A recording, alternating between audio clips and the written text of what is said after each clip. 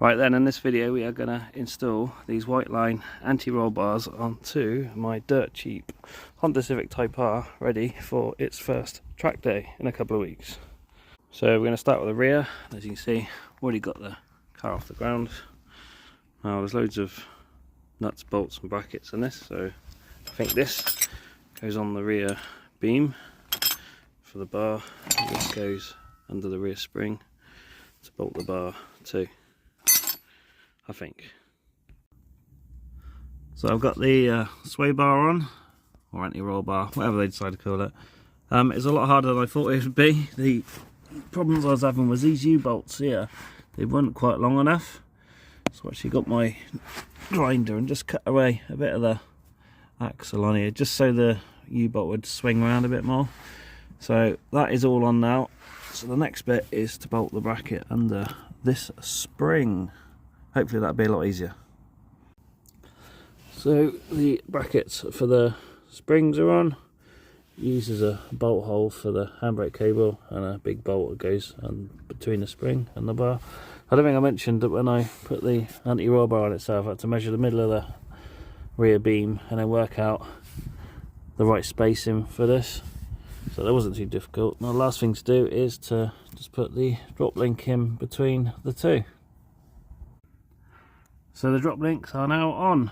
Now this hole is hardest setting, this one's the softest, so we've gone slightly harder, and then easy enough to adjust. Just literally unscrew these and then change the bolt hole we want for harder or softer. So we'll give it a go on that setting, see how it feels.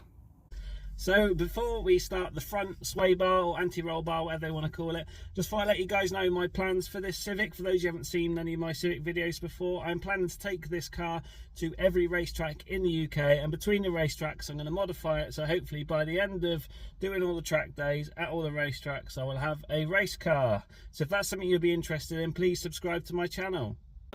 So the front does look a lot easier. It's literally just a bar, some bushes and some big fat drop links, so it should just be a question of swapping it all over. So the front of the car jacked up. First thing I'm going to do is to remove the old drop links, because we've got some nice big fat ones to put on, and then I'll have a look at actually taking the roll bar out, which goes all the way through the car, so we'll have to work out how to take that off. So I managed to get the drop links off. Now to do that I had to cut them off. As you can see there, look, they did not want to come off, so it's used a grinder to cut them off. Now if you compare them to the new ones I'm putting on, the new ones are much bigger. Now that is a proper drop link, that is. Right, so let's get on and get the actual roll bar itself off. So to remove the bar, I'm going to undo these three, hang on if you can see, these 3 bolts there, they hold the bush in. And then this plate comes off, so you see I've done that one over there, and then the bar should just fall out. So with that bracket removed, and you can see the bar, look, it is free. You can see that side as well. So it's all loose and ready to come out. Now I think to get it out I might have to take these bottoms arms out just to be able to pull it through, but we will see. So it turns out there's another panel you have to take off. Here's the bar here, you can see it moving. So there's under the plastic under tray, which I've already taken off, is this panel. There's 6 14mm bolts.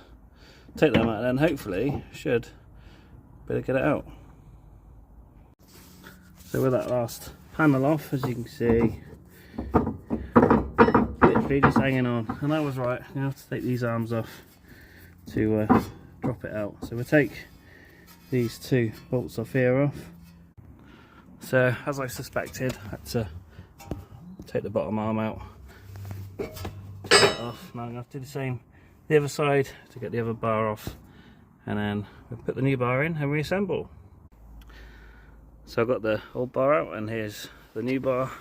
So you can see it's slightly fatter, but it's got the 3 holes, so it's adjustable. So we've got more to play with on the setup. There we go, all together. See a much better drop link there, and I've put it on the middle setting because I don't want it too stiff on the front because I want to reduce the understeer, but we can always adjust it when we're on the track day. So the anti-roll bar has been on the car for a few days now, and I've been driving it around, and the car definitely feels much tighter. There's much less body roll on the car. It does feel like it's got more grip, but we will find out on the next track day, which is in a couple of weeks time, and that will be the next video on the Civic. Now when I was putting this video together, I realised I repeated myself a few times about the front arms, about removing them, so I apologise for that. When I was actually putting the roll bars on, it was a Saturday afternoon and I was trying to get it done pretty quick, so I apologise. Now let me know in the comments what modification you think I should do next to the Civic to make it faster around the track, and thank you for watching.